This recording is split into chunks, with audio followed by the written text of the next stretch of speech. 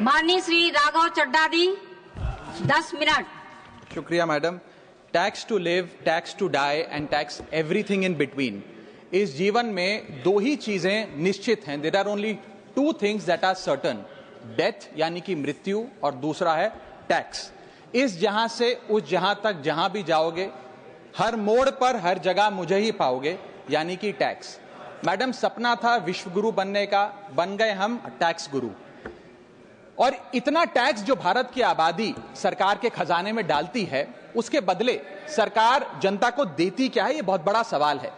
कौन सी ऐसी high quality service है जो फ्री ऑफ कॉस्ट जनता को दी जाती है? क्या हमें quality health care free of cost मिलता है? नहीं मिलता।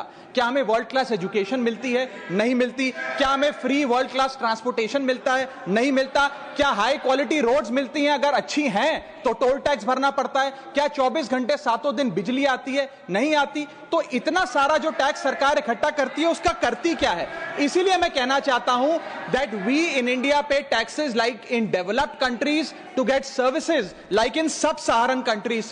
Madam, from the moment a child is born to the very moment his family mourns his death, the government is there at every step, not to help you, but to tax you. और आइए एक रोमांचक यात्रा पे चलते हैं। माननीय वित्त मंत्री जी हर बार मेरे सवालों का जवाब देते हुए मुझ पर तंज कसती हैं और कहती हैं कि शायद ये चार्टर्ड अकाउंटेंट नहीं है, इनकी डिग्री असली नहीं है, तमाम तरीके की बातें मेरे बारे में कहती हैं, निजी हमले करती हैं। मैं उनका बहुत सम्मान करता हूं, मेरे मन में उनके प्रति बहुत आदर है। ओहदे में, हैसियत में, उम्र में, अनुभव में बहुत बड़ी है मुझसे। लेकिन आज मैं इस सीए की डिग्री को किनारे करके सरल भाषा में आम आदमी की तरह इस देश के आम आदमी का दर्द आपके सामने रखना चाहता हूं कि कैसे हमारे जन्म होने से लेकर हमारे मरने तक टैक्स पे टैक्स सरकार हमसे वसूलती है। मैं आपके सामने जीवन के 8 चरण, 8 स्टेजेस ऑफ लाइफ रखना चाहता हूं। फर्स्ट स्टेज ऑफ लाइफ, जब इंसान पैदा होता है, that is the birth stage. बच्चे के पैदा होने से पहले, उसकी आंखें खुलने से पहले जो उसको वैक्सीन लगती है, उस पर 5% जीएसटी लगता है। जिस अस्पताल में बच्चा पैदा होता है, उस हॉस्पिटल के कमरे के चार्जेस पर अगर 5,000 रुपए से ज्यादा का कमरा हो तो 5% जीएसटी लगता है।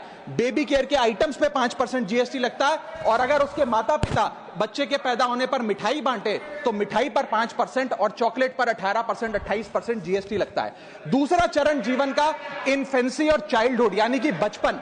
बचपन में बेबी फूड जो खरीदा जाता है उस पर 12 से 18% जीएसटी, डाइपर जो खरीदा जाता है उस पर 12% जीएसटी, बेबी स्ट्रोलर पे 5 से 12% जीएसटी, और जो खिलौने बच्चे को दिए जाते हैं उन खिलौनों पर भी 12% जीएसटी लिया जाता है। जब मुंडन होता है बच्चे का, पहला हेयर कट जिसे कहते हैं, उस हेयर कट की सर्विसेज पर भी 18% जीएसटी, और पहली बर्थडे पार्टी पर जो फोटोग्राफी होती है, फोटो खिंचवाई जाती है, उस फोटोग्राफी सर्विसेज पर भी 18% जीएसटी। यहां तक कि नामकरण की बर्थडे पार्टी जो की जाती है उस पर भी केटरिंग सर्विसेज से लेकर खान पर 18% जीएसटी सरकार वसूलती है। अब बच्चा स्कूल जाना शुरू करता है तो स्कूल जाने पर यूनिफॉर्म से लेकर जूतों, स्कूल बैग, लंच बॉक्स, सब पर जीएसटी लगता है। 12% जीएसटी नोटबुक पर लगता है, 18% जीएसटी स्टेशनरी आइटम पर लगता है। और उसके बाद अगर कोई एक्स्ट्रा करिकुलर एक्टिविटी बच्चे को करनी हो, कोई म्यूजिक क्लास करनी हो या फिर कोई स्पोर्ट्स कोचिंग की क्लास वो ले ले, उस पर भी 18% जीएसटी देना पड़ता है। प्राइवेट ट्यूशन ले तो उस पर भी जीएसटी,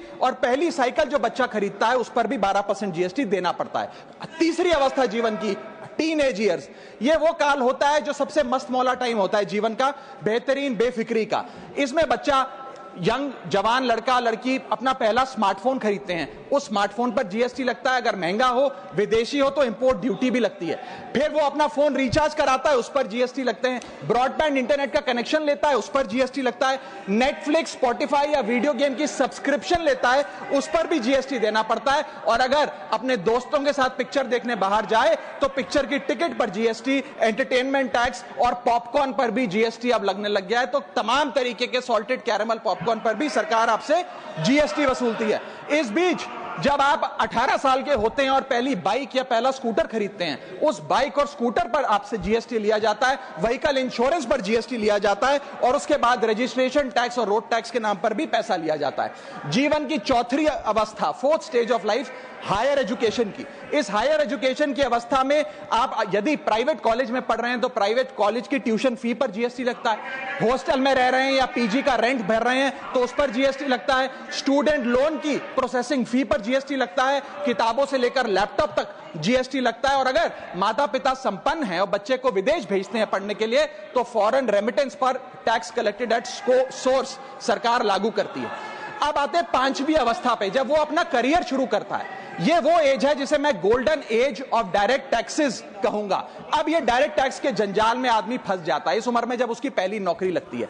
तो नौकरी में आमदनी अनुसार उसके स्लैब रेट के हिसाब से उस पर टीडीएस पहले काटा जाता है, मानो जेब काटी जा रही हो, और फिर इनकम टैक्स वसूला जाता है। जब पहली बार उसको पगार मिलती है, वेतन मिलता है, वो माता पिता या दोस्तों को बाहर खाने पे ले जाता है, पिक्चर दिखाने ले जाता है, उस खाने के बिल पर भी सरकार जीएसटी वसूलती है। और जैसे जैसे उसकी सैलरी बढ़ती है वैसे वैसे स्लैब अनुसार उससे इनकम टैक्स वसूला जाता है। इसके बाद आज वर्क फ्रॉम होम का कल्चर चल रहा है, तो वर्क फ्रॉम होम में इंटरनेट बिल्स हो, ब्रीफकेस हो, लैपटॉप हो, इन सारी चीजों की खरीद पर सरकार जीएसटी लेती है। और अगर आप ये पैसा निवेश करें, इस निवेश करने पर आप कोई भी फाइनेंशियल इंस्ट्रूमेंट खरीदें तो सिक्योरिटी ट्रांजैक्शन टैक्स के नाम पर, मैडम मेरा समय जा रहा है, कोई फाइनेंशियल इंस्ट्रूमेंट खरीदे तो फाइनेंशियल इंस्ट्रूमेंट की खरीद पर सिक्योरिटी ट्रांजैक्शन टैक्स, उसकी ब्रोकरेज पर जीएसटी और फाइनेंशियल एडवाइजरी पर जीएसटी। और जब आप ये फाइनेंशियल इंस्ट्रूमेंट बेचते हैं तो उसके मुनाफे पर सरकार आपसे कैपिटल गेन टैक्स वसूलती है। यहां तक कि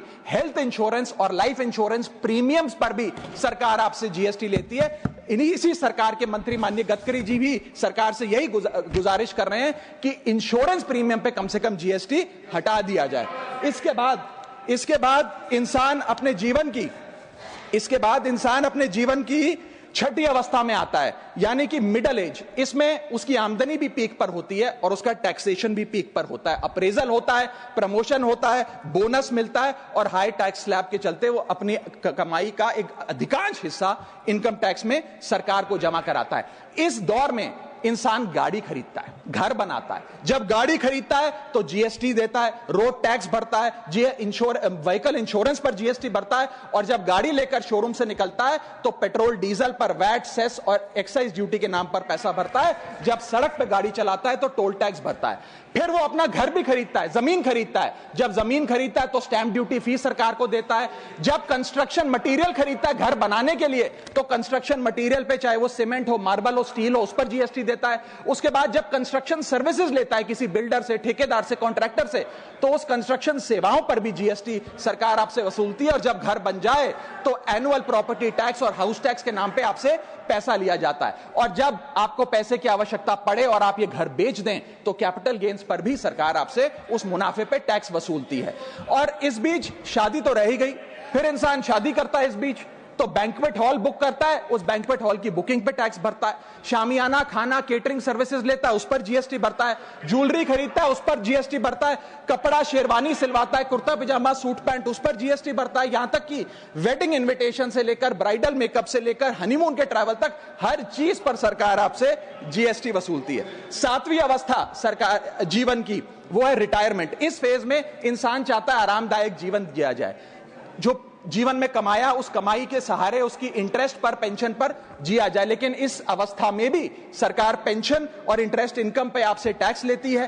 बूढ़ा हो जाता है, दवाई इलाज की जरूरत पड़ती है तो हेल्थ केयर बिल पर, दवाइयों पर आपसे जीएसटी लिया जाता है। लाइफ इंश्योरेंस और हेल्थ इंश्योरेंस प्रीमियम पर तो जीएसटी लेती है। और इस दौर में वो अपनी वसीयत लिखता है, फैमिली विल। उस फैमिली विल पर जो लीगल फीस देता है उस लीगल फीस पर भी उसे जीएसटी देना पड़ता है और स्टैंप ड्यूटी देनी पड़ती है। और आठवीं जीवन की अवस्था, यानी कि जीवन की समाप्ति, जब उसका स्वर्गवास हो जाता है, उसके जीवन का अंत हो जाता है, यहां भी सरकारें उसका साथ नहीं छोड़ती। यहां पर भी सरकारें उस पर टैक्स लगाती हैं। जब कोई इंसान मरता है तो उसके अंतिम संस्कार में देसी घी, चंदन वुड, नारियल, इत्तर जैसा सामान इस्तेमाल होता है, उस पर भी जीएसटी लगता है। और जब उसके मरने के उपरांत अखबार में ऑबिचरी की इश्तेहार छपाया जाता है, उस पब्लिकेशन ऑफ ऑबिचरी न्यूज़पेपर पर भी 5% सरकार जीएसटी लेती है। और मरने के बाद जब प्रॉपर्टी उसके बच्चों को या परिवार वालों को दी जाती है, उस म्यूटेशन पर भी सरकार आपसे ड्यूटी सेस लेती है।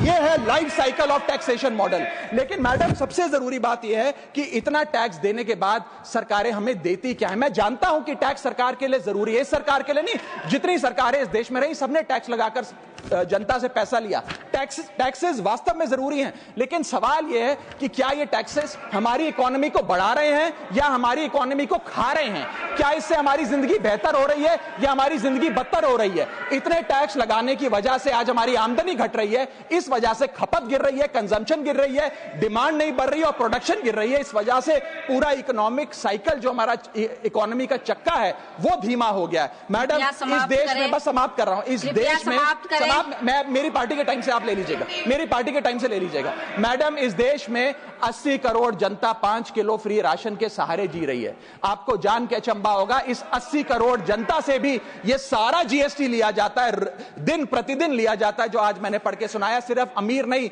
गरीब से गरीब आदमी भी जीएसटी देता है। और अंत में मैं बस इतना ही कहना चाहूंगा कि क्योंकि इतना टैक्स लगा लगाकर सरकारें जनता का खून चूसती हैं, उस वजह से आज एफएमसीजी की सेल्स घट रही हैं, एफएमसीजी के स्टॉक गिर रहे हैं, कंजम्पशन डाउन हो रही है, नई गाड़ियों की सेल श्रिंक कर रही है, तमाम तरीके की जितनी भी न्यू परचेजेस होती हैं उसमें मंदी देखी जा रही है। सरकार को जीएसटी कम करना चाहिए, कम करेंगे तो जनता की जेब में पैसा आएगा तो मांग बढ़ेगी, खपत बढ़ेगी और इकोनॉमी का चक्का चलेगा। आपका समय समाप्त। बहुत बहुत शुक्रिया।